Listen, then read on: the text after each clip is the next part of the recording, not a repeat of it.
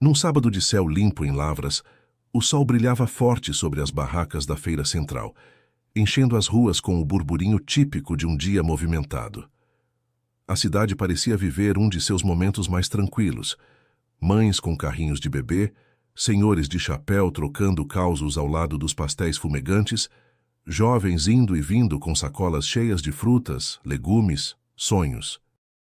A família Marçal era uma dessas presenças constantes querida por todos, com seus sorrisos fáceis e uma simpatia que contagiava. Daniel, o pai, era técnico de informática e conhecido por sempre ajudar os vizinhos com seus problemas nos computadores. Iris, professora da escola estadual, era o tipo de pessoa que lembrava o nome de todos os alunos da cidade. Seus dois filhos, Lucas e Ana Clara, gostavam da barraca de livros usados e nunca saíam da feira sem pelo menos uma nova história para ler.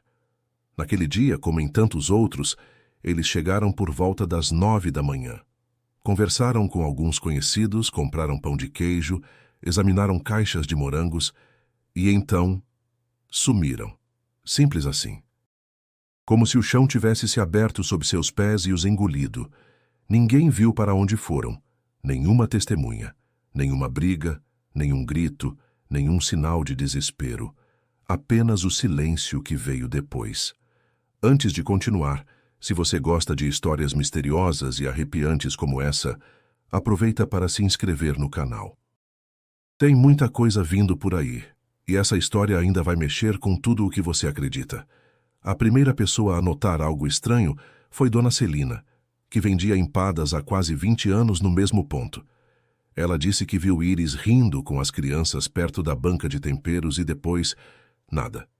Quando resolveu chamá-los para levar algumas empadas de presente, já tinham sumido. Sem nem deixar um tchau.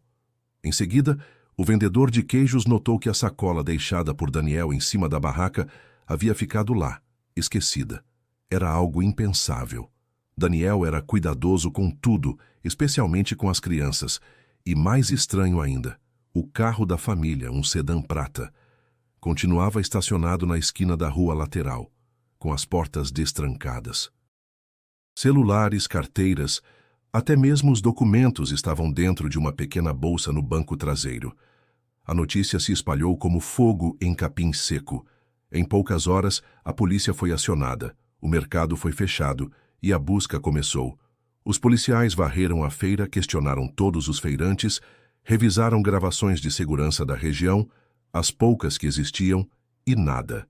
Nenhuma pista. Nenhuma imagem. Nenhum som fora do comum.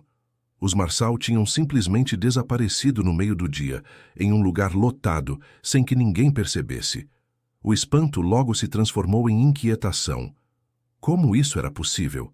Uma família inteira some em pleno centro da cidade e ninguém vê nada? Algumas pessoas começaram a cogitar se eles haviam fugido por vontade própria. Outras acreditavam que haviam sido vítimas de um sequestro relâmpago. Mas a falta de pedidos de resgate ou movimentações financeiras enfraquecia essa hipótese. E o mistério só crescia. Naquela mesma noite, uma multidão com velas nas mãos se reuniu na praça em frente à delegacia. O padre da paróquia local fez uma oração comovente. As crianças da escola desenharam cartazes com mensagens de saudade. A cidade, tão acostumada à calma dos dias iguais, agora mergulhava em uma angústia que ninguém sabia nomear. Começava ali um dos casos mais inexplicáveis da história de Lavras. E por 13 anos, o silêncio seria a única resposta. A família Marçal era daquelas que pareciam ter saído de um retrato antigo pendurado na parede da casa da avó. Daniel, aos 42 anos, tinha olhos escuros e uma barba cerrada, sempre bem aparada. Trabalhava como técnico de informática em Lavras, mas era muito mais do que isso. Era o tipo de homem que consertava computadores e corações, sempre disposto a ouvir, ajudar, orientar. Respeitado pelos mais velhos, querido pelos jovens. Tinha um jeito sereno de lidar com as coisas, como se sempre soubesse qual o próximo passo. Iris, sua esposa, era professora do ensino fundamental. Tinha 39 anos e uma presença leve que enchia os ambientes. Seus alunos a adoravam. Tinha paciência para ensinar com firmeza, mas também com carinho. Deixava bilhetes afetuosos nas provas, preparava atividades especiais em datas comemorativas. Era comum ver ex-alunos voltando à escola só para lhe dar um abraço. Nos finais de semana, ela organizava grupos de leitura com as crianças da vizinhança. Lia em voz alta, fazia perguntas, incentivava reflexões. Iris acreditava no poder das palavras e transmitia isso com paixão. Lucas, o filho mais velho, estava com 12 anos. Tinha o sorriso fácil do pai e a curiosidade da mãe. Era fascinado por astronomia e colecionava mapas das estrelas.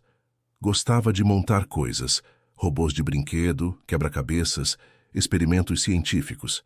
Era inteligente e atento, mas às vezes se perdia nos próprios pensamentos. Os professores diziam que ele tinha uma mente avançada demais para a idade. Os colegas gostavam dele, ainda que o achassem um pouco diferente. Ana Clara, com seus 8 anos, era o oposto do irmão. Extrovertida, falante, cheia de energia, amava dançar, inventar músicas, desenhar personagens com histórias mirabolantes. Tinha um laço vermelho que nunca tirava do cabelo e uma gargalhada que era capaz de animar qualquer ambiente. Ana era luz pura, o tipo de criança que faz todo mundo acreditar que o mundo ainda tem salvação. Ela e Lucas eram inseparáveis. Um completava o outro em silêncio e barulho. A rotina da família era simples, mas cheia de significado. Acordavam cedo, tomavam café juntos, sempre com pão de queijo e leite morno, e cada um seguia seu caminho. À noite, se reuniam na sala para conversar sobre o dia. Às sextas, faziam sessões de cinema em casa com pipoca feita na panela. Aos domingos, caminhavam no parque e almoçavam na casa da mãe de Iris. Uma família comum, mas profundamente conectada entre si. Os vizinhos sempre comentavam que a casa dos Marçal parecia ter uma energia boa.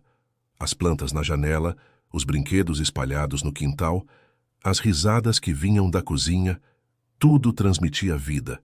Vida essa que, de repente, deixou de existir naquele espaço.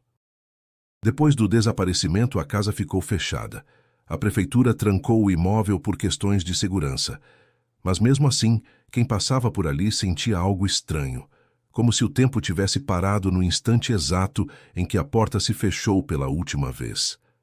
As amigas de Iris se recusavam a acreditar que ela havia simplesmente desaparecido. Algumas começaram a investigar por conta própria, buscando pistas em cadernos, livros, papéis da escola. Nada.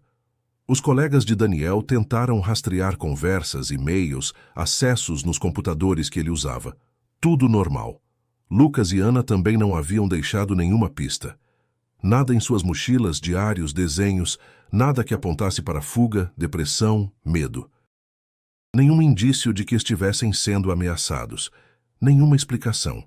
A dor da ausência se espalhou pela cidade, mas principalmente entre aqueles que conviviam com a família todos os dias. O vazio que eles deixaram não era apenas físico, era emocional. Um silêncio gritante que ecoava em cada lembrança, em cada fotografia emoldurada, em cada gesto repetido que agora parecia não fazer mais sentido. E o mais assustador era essa sensação de que tudo estava normal demais.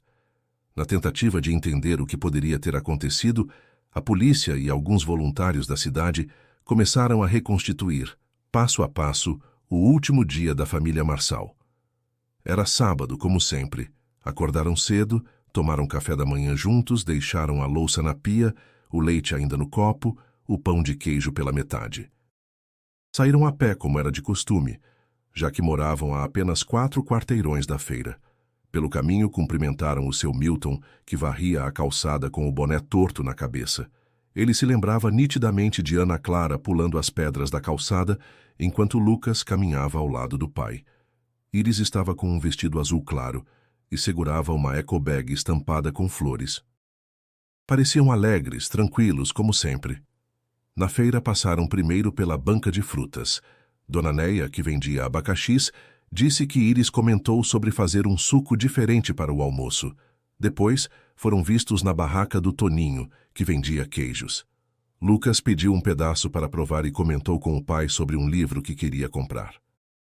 Ana Clara estava encantada com um filhote de gato que uma senhora carregava em uma caixinha. Foram momentos banais, mas importantes. Todos pareciam normais. Nada estranho. Nenhum comportamento fora do comum. O horário estimado do desaparecimento foi entre 10h40 e 11h15. Nesse intervalo, ninguém mais se lembra de ter visto nenhum dos quatro. As barracas estavam cheias. A movimentação era intensa. Mesmo assim, foi como se tivessem evaporado. A última imagem clara deles veio da banca de ervas medicinais, onde conversaram por alguns minutos com um senhor de cabelos brancos e bengala. Depois disso, o rastro se perdeu completamente. A polícia coletou depoimentos, checou horários, cruzou informações, tudo batia. O que não batia era o sumiço em si. Um dos primeiros elementos que chamaram a atenção foi o carro da família. Ele estava estacionado a poucos metros da feira, destrancado.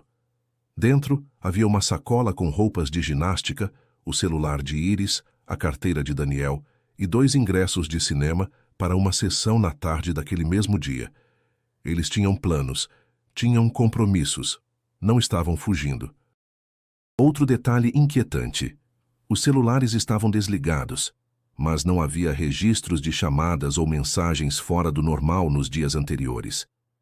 O notebook de Daniel, em casa, estava aberto com um arquivo de orçamento em edição. A bolsa de Ana Clara estava em cima da cama. O quarto das crianças arrumado como se fosse qualquer dia de aula. Nada parecia preparado para uma partida. Não havia mala, não havia bilhete, não havia nada. Quando a casa foi periciada, os peritos constataram que nenhuma porta havia sido forçada, nenhuma janela aberta, nenhuma pegada estranha. Tudo perfeitamente limpo, perfeitamente inócuo.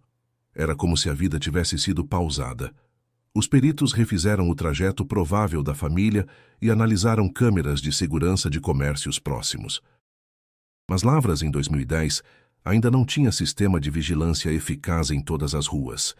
Das poucas imagens disponíveis, nenhuma captava o momento do desaparecimento. O último registro visual era de um borrão distante em uma câmera de padaria, onde, supostamente, Iris segurava a mão da filha. Depois nada. Esse vazio visual e sensorial aumentava o mistério. Onde estavam? Como ninguém viu? Teriam entrado em algum lugar? Teriam sido levados? Se sim, por quem? E por quê? As perguntas começaram a ecoar por toda parte.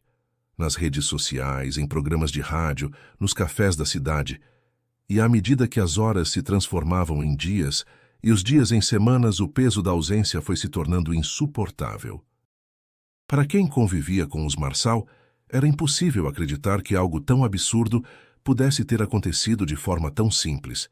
E ainda assim, aconteceu. O último dia da família parecia ter sido montado como uma peça perfeita.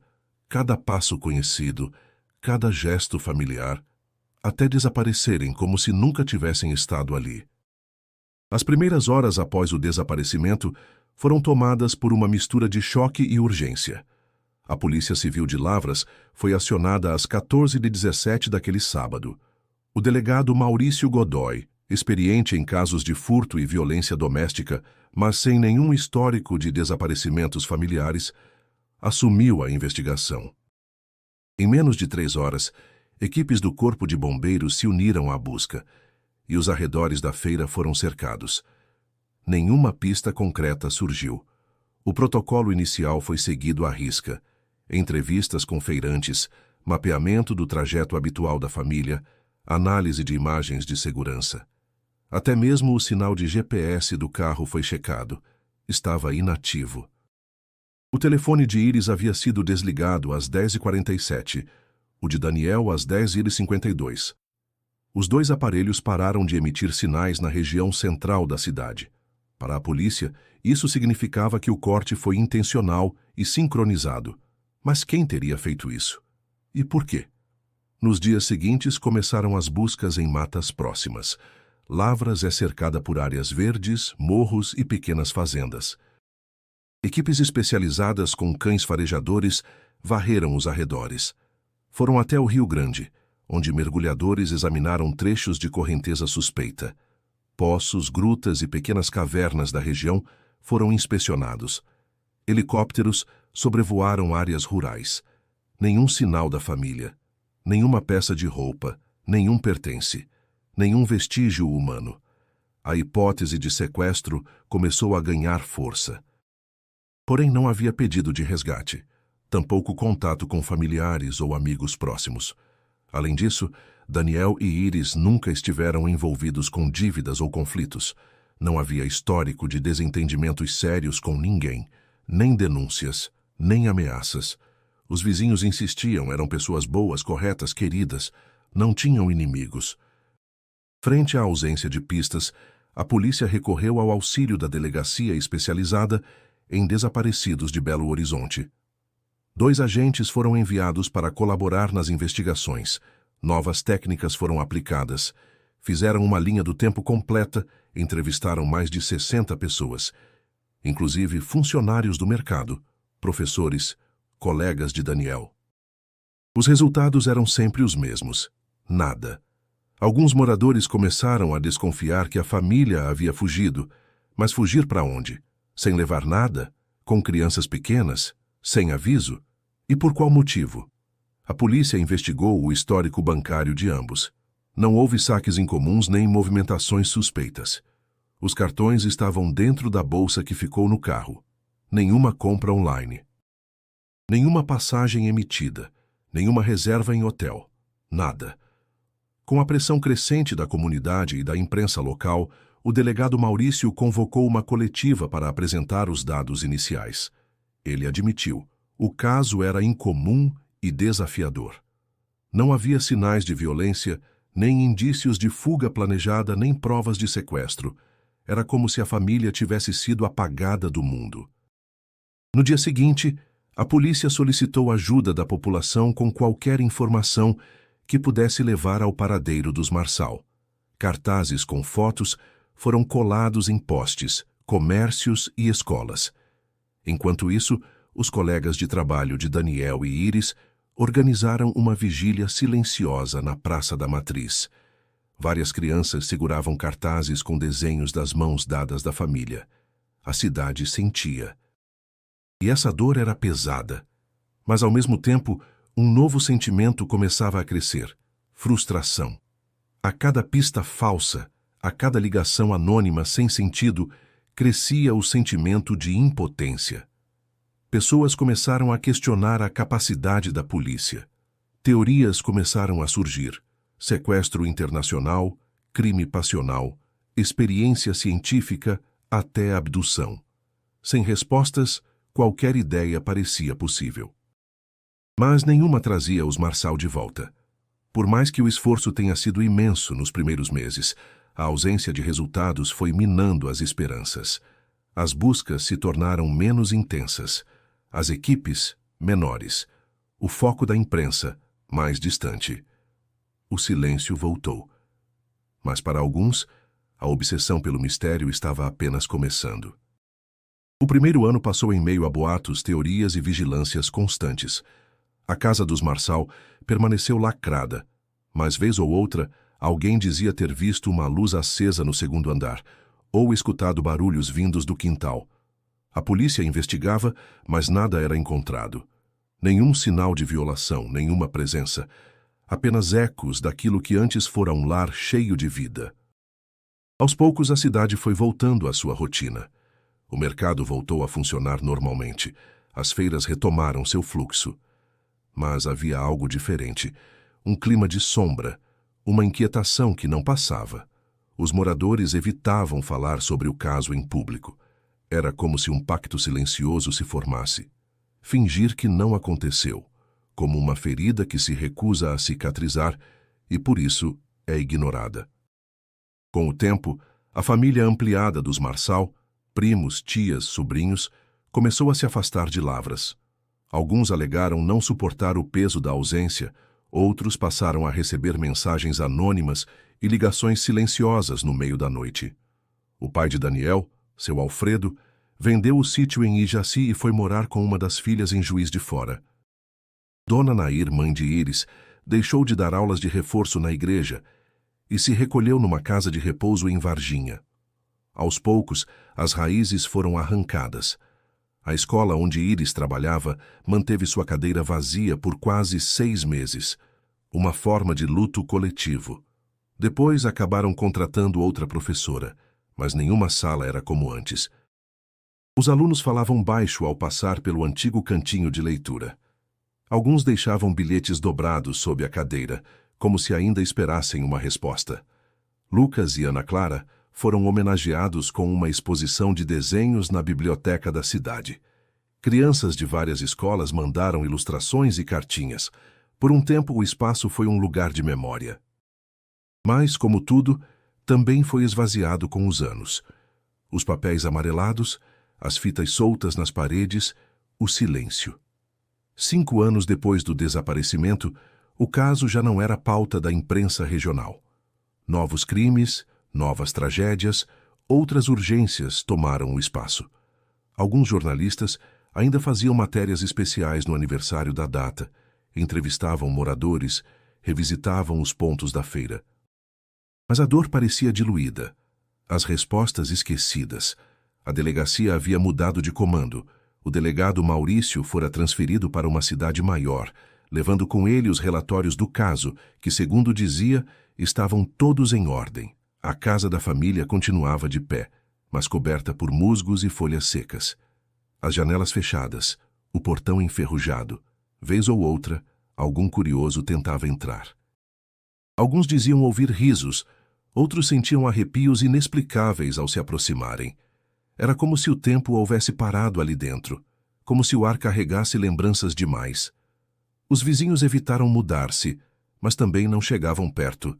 A casa virou um marco, uma lembrança concreta de tudo o que se perdeu. Mesmo com o passar dos anos, havia quem se recusasse a esquecer. Um grupo pequeno, liderado por um professor de história local, manteve viva uma espécie de vigília informal. Reuniam-se uma vez por mês, trocavam ideias, vasculhavam arquivos, recontavam tudo o que sabiam. Mantinham a esperança de que algum dia alguma peça nova surgisse. Mas com o tempo até eles foram desistindo. Faltava força, faltava sinal. O silêncio dos anos foi como uma areia que cobre tudo devagar.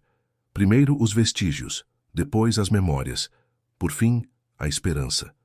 Mas o que ninguém imaginava era que, justamente quando todos haviam parado de procurar, algo surgiria. Algo enterrado no tempo, esquecido no meio do mato. Algo que aos poucos reabriria todas as feridas.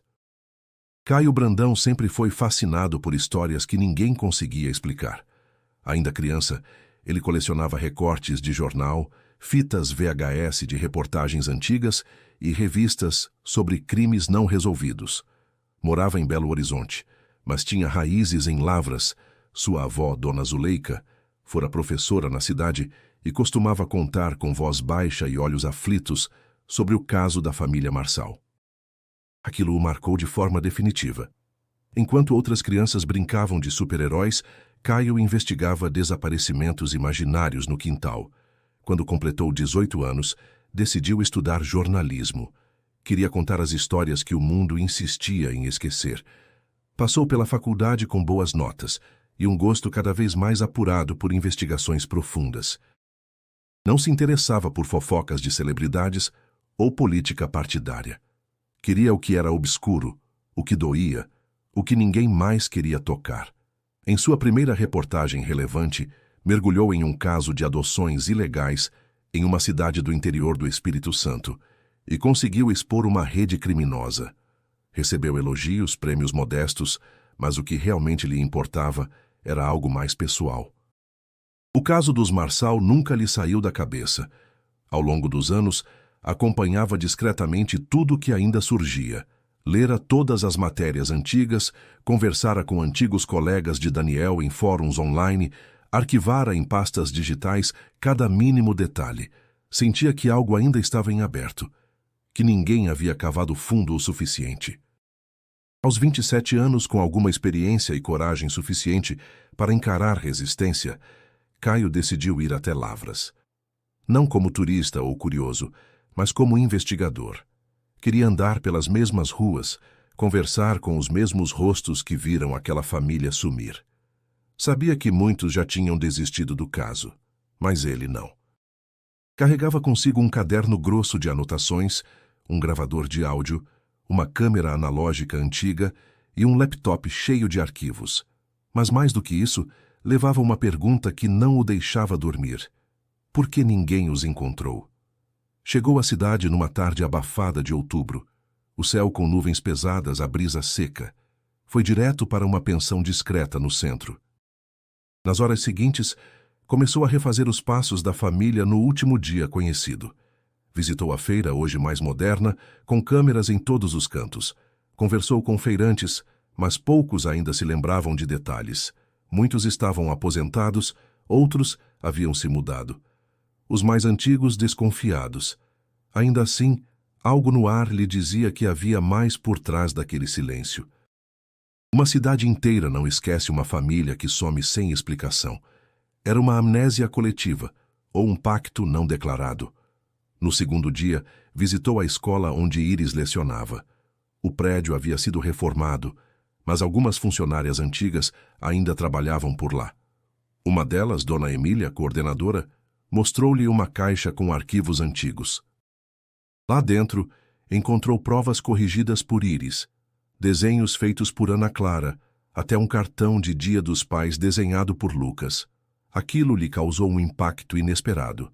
Não eram apenas nomes num caso arquivado. Eram pessoas reais, que riam, choravam, escreviam cartas, desenhavam foguetes, e que haviam sumido como se nunca tivessem existido. Naquela noite, Caio andou até a antiga casa dos Marçal. O portão enferrujado, as janelas escuras, o mato alto cobrindo quase tudo. Ficou ali por um tempo, em silêncio. Sentia que estava no lugar certo, que ali, naquele espaço parado no tempo, havia algo que ninguém tinha encontrado. Não sabia ainda o quê, mas algo pulsava ali dentro, abafado, escondido, esperando por alguém que insistisse. E Caio não era do tipo que desistia. Os primeiros dias de investigação em Lavras não foram fáceis para Caio. A cidade, embora acolhedora à primeira vista, mostrava uma resistência silenciosa a tudo que envolvia o nome Marçal. Ele batia em portas, puxava conversa em padarias, sentava em bancos de praça tentando atrair algum olhar mais aberto. Mas bastava mencionar a família desaparecida para o clima mudar. Sobrancelhas franzidas, silêncios constrangedores, respostas secas. A mensagem era clara. Não toque nesse assunto. Num café, perto da antiga feira, tentou conversar com um senhor de terno claro que lia jornal. Perguntou se ele lembrava do caso. O homem fechou o jornal, bebeu o resto do café e se levantou sem dizer uma palavra. Em uma mercearia, pediu ao dono para ver se havia algum registro em jornais locais antigos. O homem respondeu que tudo já tinha sido vasculhado na época e que remexer nisso só traz desgraça. Era como se houvesse um bloqueio coletivo, não de memória, mas de vontade. Mesmo assim, Caio persistia. Voltava às mesmas ruas, falava com pessoas diferentes, mostrava fotos antigas, reapresentava perguntas. Tentava ser gentil, mas direto.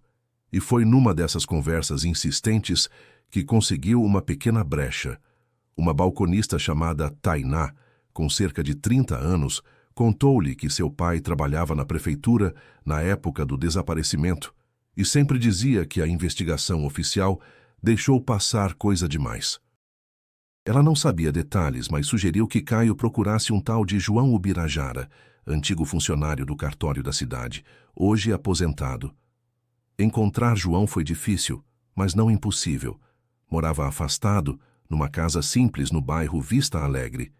Recebeu Caio com certa desconfiança, mas ao ouvir o nome da família Marçal, suspirou fundo. Achei que ninguém mais fosse perguntar por eles, disse. Caio gravou a conversa com autorização. João contou que durante a investigação, muitos documentos foram solicitados pela delegacia, mas nem todos foram devidamente registrados. Lembrou-se de sumiços de fichas, laudos não protocolados, testemunhos ignorados. Foi estranho, muito estranho. Tinha gente importante demais interessada em enterrar o caso, murmurou. Essa frase ficou martelando na mente de Caio. Gente importante demais. Quem seriam essas pessoas? Políticos locais, empresários. Ele sabia que estava esbarrando em algo maior do que esperava, e isso só aumentava sua vontade de continuar. De volta à pensão, começou a vasculhar arquivos públicos da época. Pediu acesso a atas de reuniões da Câmara Municipal, orçamentos públicos, contratos firmados no ano de 2010. Tentava identificar qualquer movimentação estranha nos meses que antecederam o desaparecimento, e não demorou muito para encontrar algumas anotações incomuns.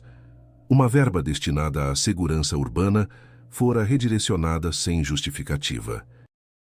Um contrato com uma empresa de vigilância que jamais prestou serviço, e, curiosamente, um aumento repentino na verba de manutenção de estradas vicinais, justamente nos arredores da cidade.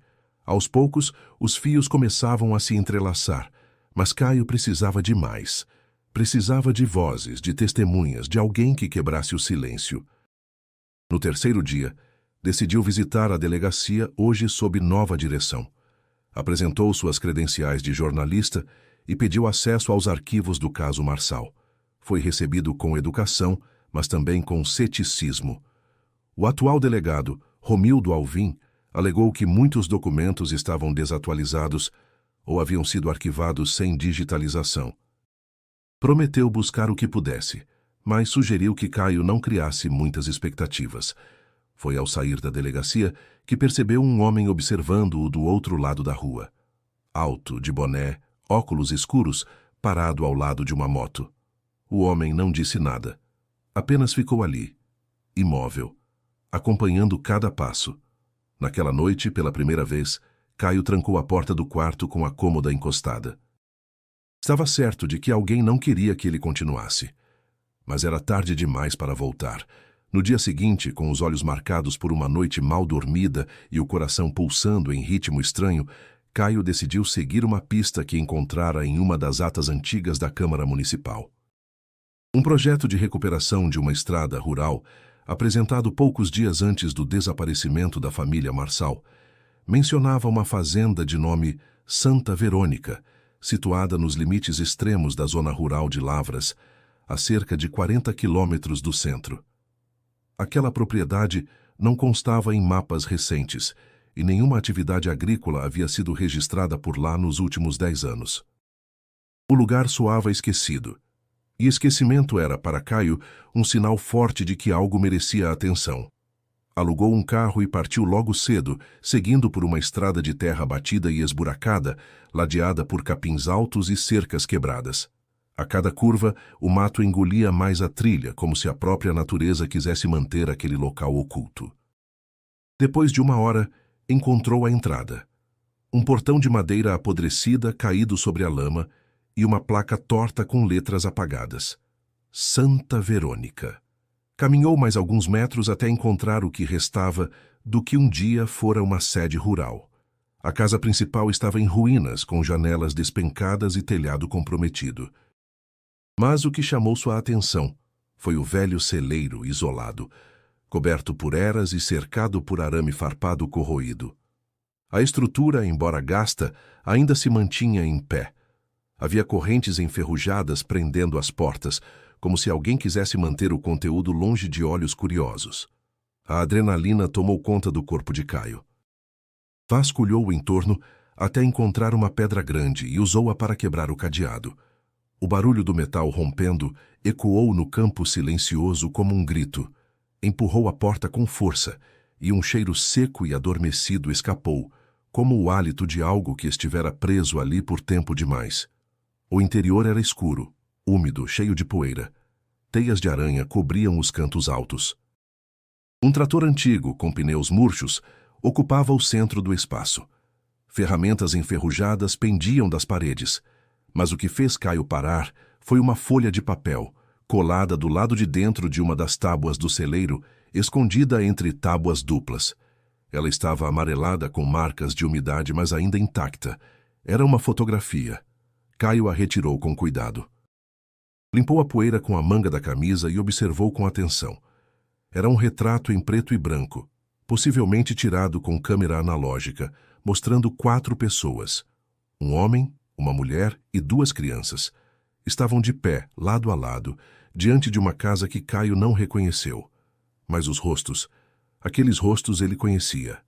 Daniel, Iris, Lucas, Ana Clara, os Marçal, sem dúvida. Foi estranho era o ambiente ao fundo. Não era a casa onde moravam. Era uma construção diferente, antiga, sem reboco, com janelas pequenas e um alpendre que parecia inclinar-se para o lado. Todos estavam vestidos com roupas que não condiziam com o estilo da época do desaparecimento. As crianças usavam roupas de linho, sapatos antiquados. Iris parecia pálida. Daniel segurava algo que não dava para distinguir. Os 4 olhavam para a câmera com expressões estranhas. Não exatamente medo, mas algo entre alerta e resignação. Caio sentiu um arrepio subindo pela espinha. Aquela fotografia não estava ali por acaso. Alguém a colocara ali, naquele lugar isolado, atrás de uma parede falsa. Alguém que sabia. Alguém que talvez estivesse tentando deixar uma pista. Com as mãos trêmulas, guardou a foto no caderno. Naquele instante, teve a certeza. O que aconteceu com a família Marçal estava longe de ser um desaparecimento comum. E ele estava agora no centro de algo que nem imaginava o tamanho. De volta à pensão, Caio passou horas examinando a fotografia sob a luz amarelada do abajur. Os rostos da família Marçal estavam ali, claramente reconhecíveis, mas havia algo no olhar de cada um que parecia deslocado. Uma tensão contida, como se estivessem sendo forçados a posar. Não sorriam. Não havia leveza, nem o traço habitual de afeto entre eles. Era como se estivessem tentando comunicar algo por trás da imagem, algo que não podiam dizer em voz alta. No fundo da fotografia, a casa com estrutura rudimentar e telhado caído levantava uma nova pergunta. Onde era aquilo? Caio não reconhecia aquele estilo arquitetônico como comum em Lavras. Poderia ser em alguma comunidade rural afastada, talvez em outro município. Decidiu buscar a ajuda de um especialista. Na manhã seguinte, viajou até São João del Rei, onde um antigo professor da universidade mantinha um acervo de fotografias históricas da região. Mostrou-lhe a imagem sem dizer muito. O professor, chamado Álvaro, examinou atentamente. Notou detalhes importantes. O tipo de moldura da janela, o formato da chaminé, até o padrão das telhas. Disse que aquele tipo de construção era comum entre comunidades isoladas no fim do século XIX, especialmente em áreas montanhosas do sul de Minas. Isso aqui não é de hoje, murmurou. Essa casa pode nem existir mais. Caio mencionou que a imagem era recente, ou pelo menos aparentava ser. Álvaro franziu a testa. A câmera que fez essa foto é analógica, sem dúvida. Pela granulação e o desgaste, provavelmente uma de modelo entre os anos 70 e 80. Mas veja isso aqui. Ele apontou para o canto inferior da imagem. Havia uma marca quase imperceptível, uma espécie de código em baixo relevo. Isso era feito em revelações artesanais. Só que essa revelação é moderna. Alguém usou técnica antiga com equipamento atual. Se isso, meu caro, é bem incomum. Caio sentiu um frio no estômago. Aquela foto fora produzida com intenção. Não era um acaso. Era uma mensagem. E quem a deixou naquele celeiro queria que ela fosse encontrada agora, 13 anos depois. A pergunta que o corroía era, por quê? Com a fotografia escaneada, voltou a Lavras e começou a investigar registros de comunidades antigas em regiões montanhosas. Visitou cartórios, leu monografias, conversou com historiadores locais. Aos poucos descobriu que havia, de fato, relatos vagos sobre um vilarejo isolado nos arredores da Serra das Almas, onde viviam famílias tradicionais com estilo de vida autossuficiente. Nenhuma estrada oficial levava até lá. Era como se o local existisse apenas na memória oral dos moradores mais antigos. Alguns diziam que era superstição. Outros, que já estiveram ali, juravam ter visto casas parecidas com a da foto. Caio ampliou a investigação. Usou fóruns online, Buscou mapas topográficos antigos e fez cruzamentos com zonas de baixa densidade habitacional. Numa dessas buscas, encontrou um relatório de uma empresa de energia que mencionava uma anomalia na distribuição elétrica justamente naquela região, registrada no inverno de 2010, 3 meses após o desaparecimento da família Marçal. Era uma coincidência grande demais para ser ignorada. Voltou à fotografia, reexaminou com lupa cada detalhe. E então percebeu algo que não vira antes. Atrás de Daniel, quase invisível à primeira vista, havia uma sombra projetada de forma estranha. Não era de ninguém da família. Parecia uma figura parada mais ao fundo, no limite da imagem, parcialmente encoberta por uma viga da varanda. Estava imóvel, como se observasse tudo. Como se fosse o fotógrafo. O ar ficou pesado. Caio se levantou da cadeira e andou em círculos. Aquela imagem era uma peça-chave. Mas, ao mesmo tempo, era um enigma fechado. Um aviso velado. O que significava aquele retrato? Quem o fizera? E, principalmente, onde estava aquela casa? Sabia que dali em diante não bastava mais observar. Era hora de ir até onde ninguém queria olhar. A fotografia havia aberto uma porta que não podia mais ser fechada. Caio passou os dias seguintes focado em identificar a casa retratada, cruzando dados, coordenadas, relatos e imagens antigas. A zona rural da Serra das Almas parecia cada vez mais o ponto de convergência. Era uma região esquecida, de difícil acesso, onde muitos diziam que até o sinal de celular desaparecia. Foi num desses cruzamentos que Caio encontrou uma pista concreta. Em um artigo acadêmico antigo sobre arquitetura vernacular mineira, havia uma imagem de uma construção muito semelhante à da foto dos Marçal. O artigo mencionava uma fazenda chamada São Judas, localizada num vale isolado, sem estrada oficial, pertencente por décadas à família Bittencourt, cujo último herdeiro havia desaparecido nos anos 90. Segundo o autor, a casa havia sido desativada após rumores de que o local era frequentado por um grupo de práticas espirituais incomuns. Caio mergulhou na história dos Bittencourt. Encontrou documentos que apontavam para atividades religiosas alternativas no local durante a década de 1980.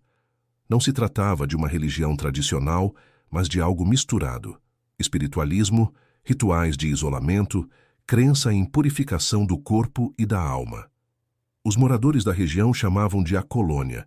Diziam que quem entrava lá saía diferente, ou não saía mais. A conexão com o desaparecimento dos Marçal começava a fazer sentido. Uma seita? Um grupo isolacionista?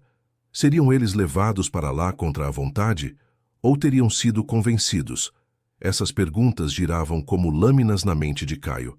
Ele sabia que, mais do que pistas, precisava de provas, e talvez estivesse perto de encontrá-las. Ao investigar os antigos donos da fazenda, descobriu um nome repetido mais de uma vez nos documentos: Anselmo Duarte Peçanha. Era um ex-político local, empresário influente na década de 90, conhecido por ter financiado projetos sociais e propriedades rurais alternativas nos arredores da região.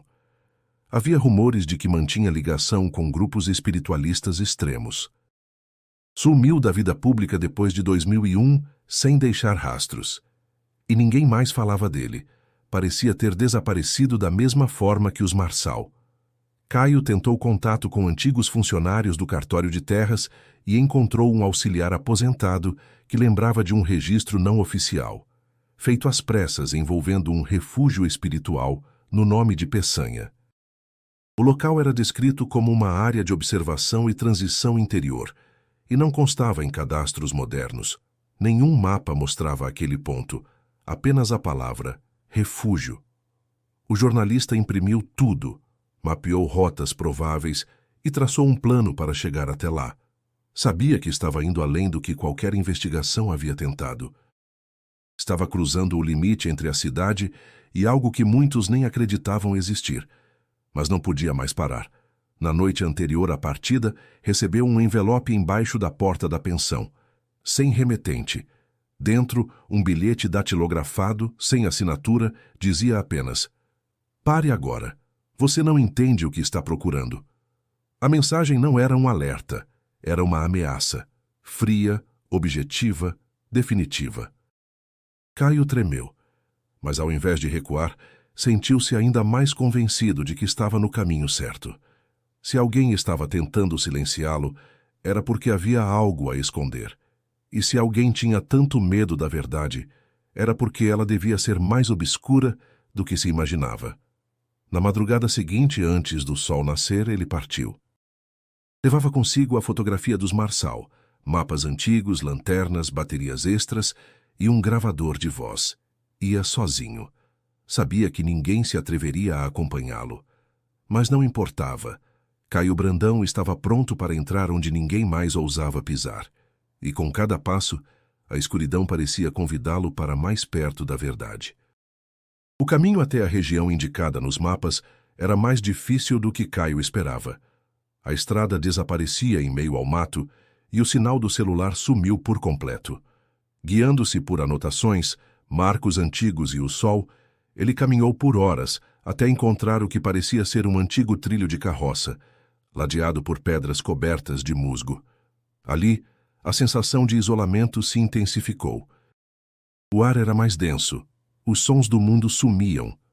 Um silêncio que não era paz, mas aviso. Depois de atravessar uma pequena clareira, avistou ao longe a estrutura da casa retratada na fotografia. Não havia dúvidas. Era o mesmo telhado, o mesmo alpendre, as mesmas janelas pequenas. O tempo havia corroído partes da fachada, mas a essência da construção permanecia intacta. Estava ali, esquecida pelo mundo como um fragmento de realidade mal encaixado no presente. Aproximou-se com cautela. Não havia sinal de movimentação recente. A porta rangeu ao abrir. O interior estava vazio, mas limpo demais para um lugar abandonado há tanto tempo. Móveis antigos, poucos objetos, mas nenhum pó, nenhuma teia de aranha. Era como se alguém ainda cuidasse do espaço, ou o tivesse esvaziado há pouco. No chão, perto de uma das paredes, encontrou uma caixa metálica com papéis antigos, diários, cartas, rascunhos, todos assinados por nomes que ele não conhecia, mas um chamava a atenção: ADP, as mesmas iniciais de Anselmo Duarte Peçanha. Folheando os textos, Caio descobriu que ali funcionara, de fato, uma comunidade de reclusão espiritual, fundada sob o princípio de purificação pelo afastamento do mundo externo. Mas o tom dos textos mudava com o tempo. Começavam esperançosos, depois tornavam-se sombrios. Havia relatos de vigílias forçadas, restrição alimentar, controle psicológico e, enfim, silêncio. Um dos diários falava de uma família que trouxe pureza e resistência. Dizia que eles estavam prontos para a integração. A última página, escrita com traços tremidos, dizia apenas: eles se foram, mas o registro permanecerá. Caio tirou fotos, fez anotações. Precisava compartilhar aquilo, mas antes precisava de mais provas. Ao sair da casa, caminhou pelos arredores e encontrou uma trilha que levava até um pequeno platô. Lá, restos de estruturas cobertas por lona preta indicavam que o lugar fora usado por mais gente. Barracas desmontadas, buracos cobertos, restos de fogueira, pegadas desfeitas pela terra fofa. Tudo indicava que alguém estivera ali recentemente. Mas onde estavam agora? Sentindo o peso do cansaço e da tensão acumulada, Caio retornou à cidade. Não podia correr riscos sem planejamento. Precisava de apoio. No dia seguinte, marcou um encontro com um ex-delegado aposentado que aceitara conversar após muita insistência, Maurício Godoy. O mesmo que chefiara o caso dos Marçal em 2010. Encontraram-se em um bar afastado à noite. Maurício estava envelhecido, com olheiras profundas e mãos trêmulas. Ouviu o relato de Caio em silêncio. Quando ele terminou, o ex-delegado disse apenas: "Você chegou onde a gente não podia ir." Caio pressionou. Queria saber por que o caso fora abafado. Porque nada fora investigado a fundo. Maurício hesitou. Disse que, na época, recebeu ordens para encerrar certas frentes de investigação. Que documentos foram recolhidos por pessoas fora da corporação. Gente grande, murmurou. Gente que mandava mais que a polícia. Quando Caio perguntou se Anselmo Duarte Peçanha estava envolvido, ele não respondeu. Apenas ficou em silêncio, encarando o fundo do copo. Aquilo dizia mais do que 1000 palavras. Na saída, o ex-delegado lhe entregou um envelope. Dentro, cópias de relatórios nunca publicados. Relatos de um feirante que vira a família ser levada por um carro sem placas. Um esboço de retrato falado de um homem que rondava a casa dos Marçal dias antes do desaparecimento. Nenhuma dessas informações constava nos autos oficiais. Caio agora tinha algo mais forte que suspeitas. Tinha provas, mas também estava mais exposto do que nunca. Com os documentos do ex-delegado em mãos, Caio sentiu o peso do que havia desenterrado. Aqueles papéis escondidos por mais de uma década revelavam uma parte do quebra-cabeça que havia sido deliberadamente esquecida. Havia ali relatos não registrados, testemunhos descartados, nomes omitidos. Era impossível negar. Alguém fizera força para silenciar a verdade, e esse alguém não agia sozinho. A leitura de um dos relatórios chamou atenção especial. Descrevia uma informação colhida em sigilo.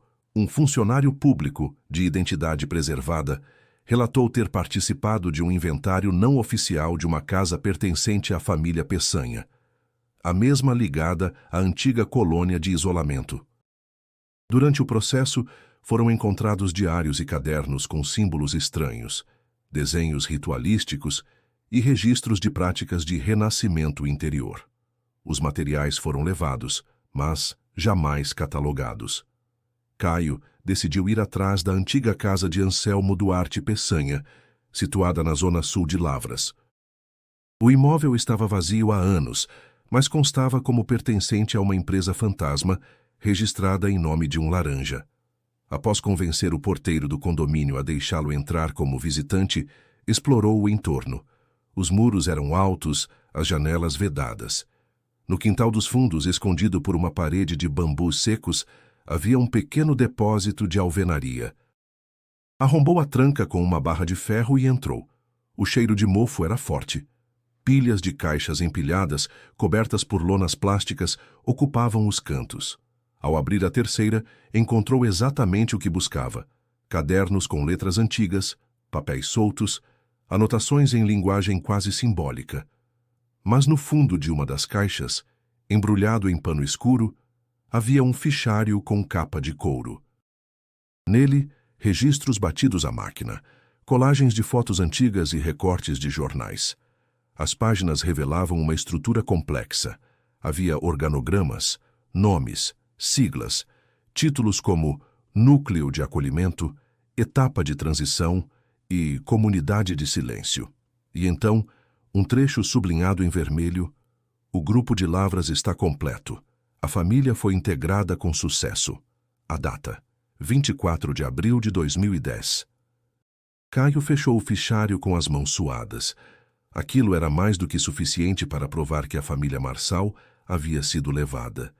E que alguém documentara tudo, friamente, como se fosse parte de um experimento social ou espiritual. Mas o mais chocante ainda estava por vir. Numa das pastas encontrou gravações em fita cassete, rotuladas com números. Uma delas chamava a atenção. Gravação 07, Sala do Ritual. Havia também uma transcrição parcial feita à mão, com trechos do que parecia ser um depoimento. Caio fotografou tudo, mas levou a fita consigo. Sabia que precisava ouvir aquilo longe dali. Naquela noite retornou à pensão, ligou seu gravador analógico e ouviu a fita. A voz era feminina, tensa, mas nítida. Ela falava de um local chamado Sala do Refúgio, onde famílias eram submetidas a rituais de privação sensorial. Falava de crianças isoladas, de jejum prolongado, de promessas de transcendência, e então dizia: a família nova resistiu bem. A menina chora menos agora. O menino já repete os mantras. O coração de Caio quase parou. Era sobre Ana Clara e Lucas. A gravação terminava com um sussurro incompleto. Eles começaram a... A fita falhava logo em seguida. Na manhã seguinte, ao sair para comprar pilhas, notou algo estranho.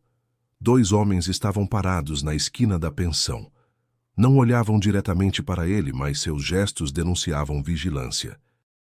Voltou rapidamente ao quarto, trancou-se, reuniu todo o material e criptografou os arquivos em 2 backups. Estava claro. Não estava mais apenas investigando.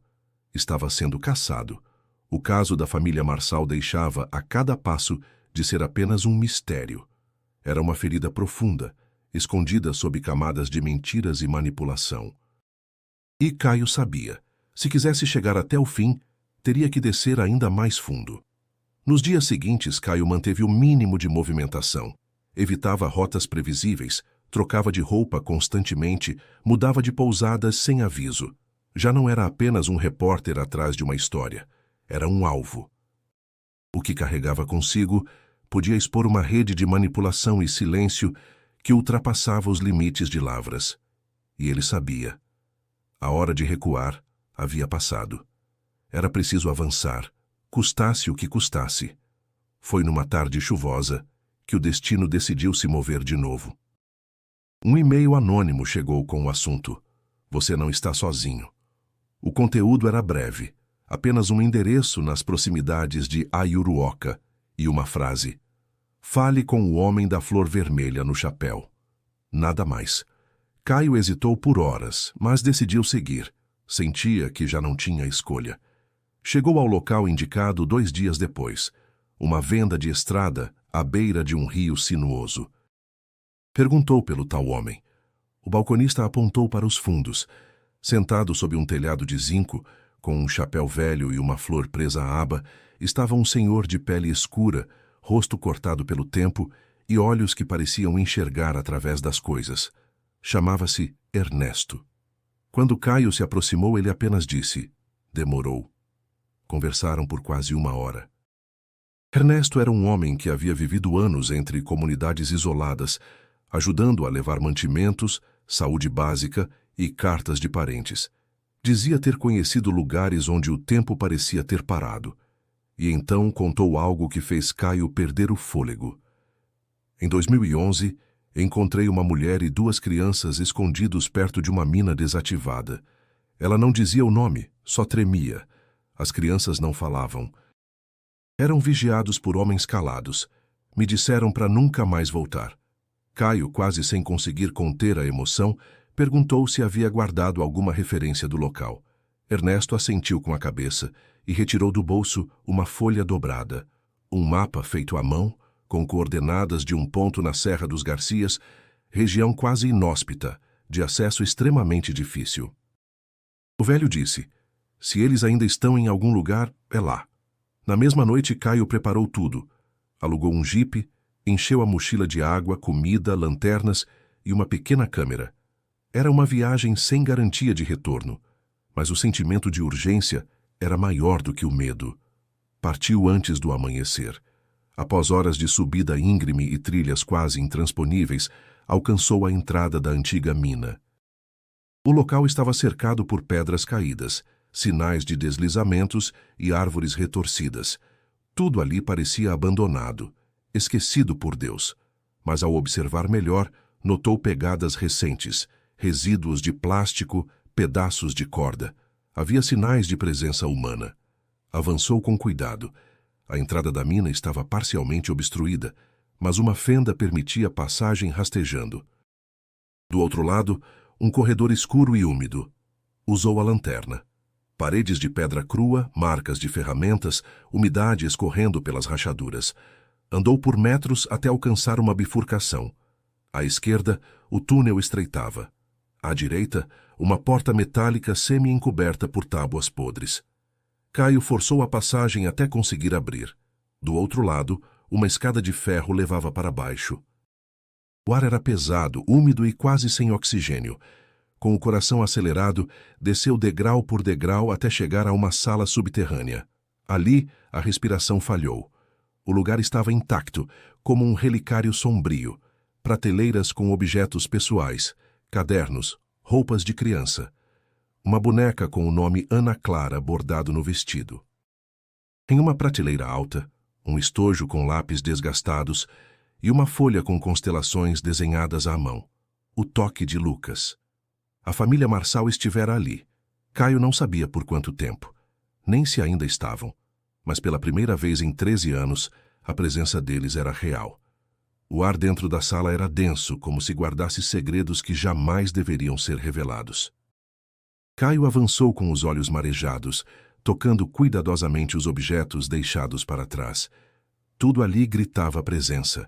Tudo ali falava de vida que havia sido interrompida, arrancada do mundo sem explicação. Os brinquedos, as roupas, os cadernos, cada item parecia ecoar o silêncio de 13 anos. Em um canto da sala, havia uma velha cômoda. Dentro dela, caixas pequenas de madeira, cada uma marcada com uma letra, D-I-L-A. As iniciais de Daniel, Iris, Lucas e Ana Clara. Em cada caixa, pequenos pertences, uma aliança, um marcador de página feito à mão, um chaveiro, um bilhete com letras infantis que dizia "Te amo, mamãe". Caio caiu de joelhos. Aquilo não era mais apenas uma história. Era um grito contido, uma prova indiscutível de que aquela família havia sido arrancada à força e mantida ali.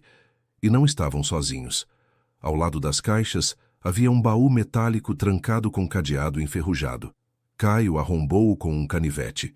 Dentro, dezenas de fitas cassete, todas etiquetadas com datas. Pegou a que estava no topo, colocou no gravador portátil e apertou o play. A fita chiou. Uma voz masculina surgiu, calma, pausada, quase cerimonial. Hoje é o 9º ciclo. O silêncio está completo. A nova família já não resiste. A menina sonha com o céu. O menino deixou de perguntar. A mãe sussurra as palavras de renovação. O pai ainda duvida. Caio ficou paralisado. Era uma gravação dos rituais. A fita seguia com cânticos incompreensíveis, ruídos de água, murmúrios abafados. Em certo momento, ouve-se a voz de uma criança, fraca, distante, dizendo: "Pai, a gente vai sair daqui?" O coração de Caio disparou. A voz era de Lucas. Aquilo era uma cápsula do tempo, uma prisão de ecos. Cada fita era uma janela para o que aconteceu ali dentro, uma documentação do processo de anulação. Os Marçal não haviam apenas desaparecido. Haviam sido desmontados, enfraquecidos, reprogramados. Ele recolheu tudo. Colocou as fitas na mochila, registrou imagens, anotou datas. Antes de sair, olhou novamente para o espaço. Na parede do fundo, rabiscada com carvão, havia uma frase: "Ainda estamos vendo a luz." Talvez uma mensagem, talvez um pedido de socorro. Ao subir de volta pela escada, percebeu um barulho distante, um som metálico. Passos. Alguém mais estava ali. Congelou por um segundo e apagou a lanterna. Ouviu vozes abafadas. 2, 3, estavam descendo. Sem pensar, correu para o outro lado da bifurcação e se escondeu atrás de uma pilha de entulho. As vozes passaram perto. Não o viram. Homens fortes, roupas escuras, armados. Vasculhavam o espaço. Estavam atrás dele, ou das provas que ele carregava. Esperou o momento certo e escapou por uma fenda lateral, subindo por uma abertura estreita entre pedras. Saiu da mina pelas encostas, com os pulmões ardendo e as pernas tremendo. Correu até alcançar o jipe, arrancou pela trilha de volta, dirigindo por horas sem parar, até alcançar o primeiro ponto com sinal. Mandou cópias dos arquivos para 2 contatos de confiança, com instruções claras: se ele desaparecesse, que tudo fosse publicado. Naquela noite, dormiu em um abrigo afastado, o corpo exausto, a mente em ruínas. Mas sabia. Havia encontrado aquilo que ninguém mais teve coragem de procurar.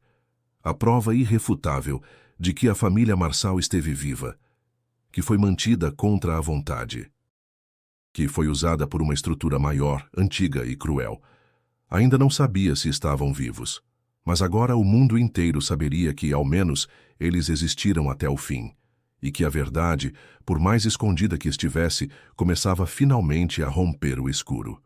A notícia se espalhou como um incêndio em palha seca. Em poucas horas, sites, rádios e canais de televisão de todo o país estavam falando sobre o jornalista que havia desenterrado as provas do caso mais misterioso da história recente de Lavras. As gravações, os objetos, os registros escritos, tudo foi enviado às autoridades e rapidamente autenticado por especialistas.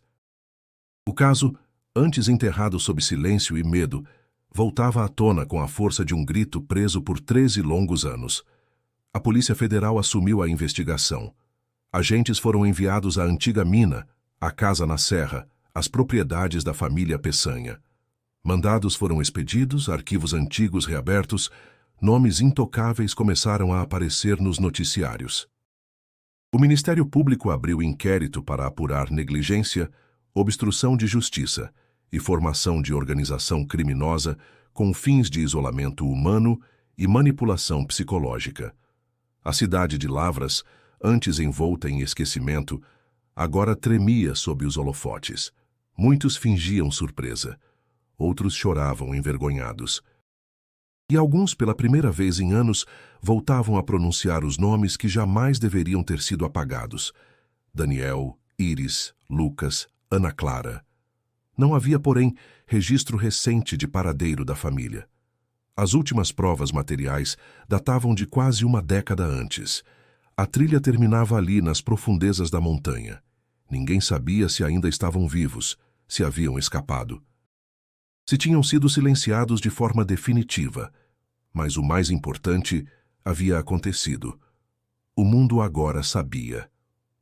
O nome da família foi oficialmente retirado do status de desaparecidos em circunstâncias indeterminadas e reclassificado como vítimas de privação de liberdade e manipulação coletiva. Um reconhecimento tardio, mas necessário. Lavras ergueu na Praça da Matriz um memorial em homenagem às vítimas do silêncio. 4 placas com os nomes e idades, envoltas por flores e luzes suaves, em frente à escola onde Iris lecionava. Caio Brandão foi chamado para falar em universidades, emissoras e congressos, mas recusou a maioria. Preferiu manter distância, focado em escrever o que se tornaria sua obra mais marcante, 13 Invernos em Lavras, um livro denso, doloroso, mas necessário. Não apenas sobre os Marçal, mas sobre tudo o que levou ao desaparecimento. Sobre a omissão, a covardia, o poder que escolhe quem vive e quem some. Ele dedicou o livro a todas as vozes que gritaram no escuro. E também a Dona Zuleika, sua avó, que lhe ensinara quando menino que toda a verdade merece ser contada, mesmo quando incomoda. A cidade jamais voltou a ser a mesma. A feira seguiu, as crianças cresceram, os comércios floresceram de novo, mas agora havia uma cicatriz. E em cada canto de Lavras, do sussurro das senhoras na missa, aos olhos baixos dos homens no boteco, havia um reconhecimento não dito. Algo terrível aconteceu ali. Algo que o tempo não conseguiu apagar. Caio, por fim, partiu. Não voltou mais a Lavras. Levou consigo a dor e a honra de ter feito o que ninguém mais ousou. Seguiu em silêncio, como fazem os que carregam verdades grandes demais para serem celebradas. Mas seu trabalho ficou, gravado, impresso, registrado. E talvez um dia, se os Marçal estiverem por aí, escondidos em algum canto do mundo, eles saibam que não foram esquecidos, que alguém os procurou, que alguém lutou para que seus nomes não fossem apenas ruído no vento. Se você acompanhou essa história até aqui, inscreva-se no canal. Temos muitas outras histórias reais que precisam ser contadas, e você pode fazer parte dessa missão. E se quiser continuar nessa jornada, clique no vídeo que está aparecendo na tela agora. Ele traz outro caso igualmente inquietante que também passou anos sem respostas. A verdade, às vezes, se esconde, mas nunca morre.